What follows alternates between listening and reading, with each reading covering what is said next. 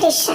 भाद्रपद मास में आती है एक अत्यंत विशेष एकादशी तिथि जो भगवान श्री विष्णु को अत्यंत प्रिय है और इस एकादशी का नाम है अजा एकादशी। इस तिथि को अन्नदा एकादशी के नाम से भी जाना जाता है।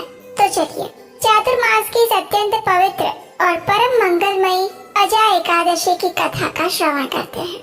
एक समय युधिष्ठिर महाराज ने भगवान श्री कृष्ण से कहा, हे द्वारिकानाथ, कृपया अब आप मुझे भाद्रपद मास के कृष्ण पक्ष की एकादशी तिथि के बारे में बताइए।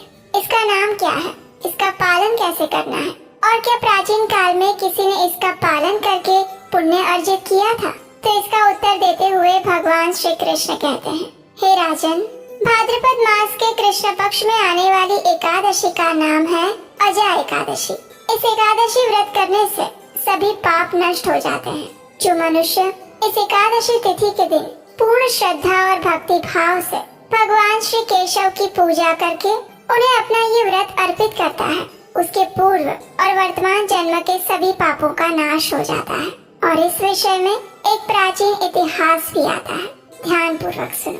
बहुत समय पहले हरिश्चंद्र नाम के एक चक्रवर्ती राजा राज्य करते थे। वे अत्यंत वीर, प्रतापी और सत्यवादी थे। उन्होंने किसी अज्ञात कर्म या फिर प्रतिज्ञा के कारण अपने राज्य को त्याग दिया था। संयोग ऐसे बन गए कि उन्हें अपनी स्त्री यानी कि पत्नी और अपने पुत्र को भी त्यागना पड़ा और उन्हें स्वयं एक चांडाल के घर पर सेवक बनकर रहना पड़ा।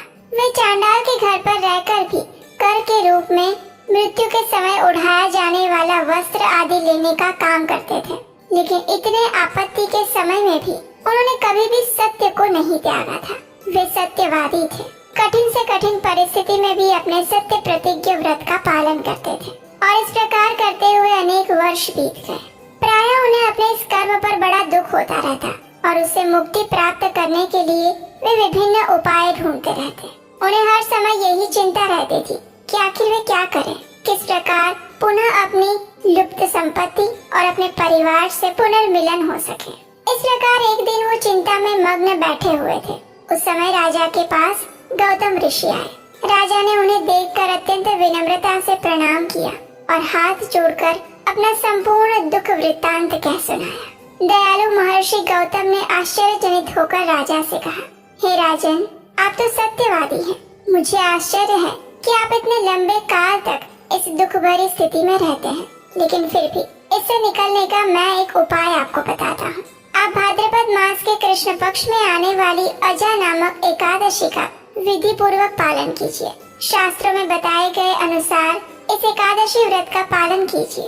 रात्रि के समय कथा और कीर्तन करते हुए भक्ति भाव से जागरण कीजिए और अगले दिन इस एकादशी व्रत का निर्धारित समय के अंदर पारण कीजिए।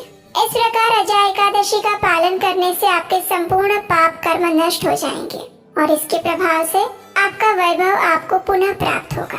ऋषि की बात सुनकर राजा अत्यंत प्रसन्न हो गए और फिर वहाँ से गौतम ऋषि चले गए। आने वाले समय में जब अजा एकादशी आई तो राजा हरिश्चंद्र ने मुनि गौतम के कहे अनुसार पूर्ण भक्ति भाव, श्रद्धा और आदर के साथ उस अजा एकादशी व्रत का पालन किया। रात्रि को भगवान का कीर्तन करते हुए जागरण किया और उसके प्रभाव से राजा के सभी पाप नष्ट हो गए। उस समय स्वर्ग में नगाड़े बजने लगे, आकाश से पुष्प वर्षा होने लगी।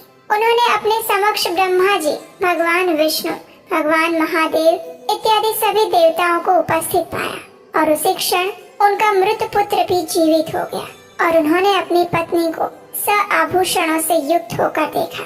इस व्रत के प्रभाव से उन्हें अपना राज्य पुनः प्राप्त हुआ।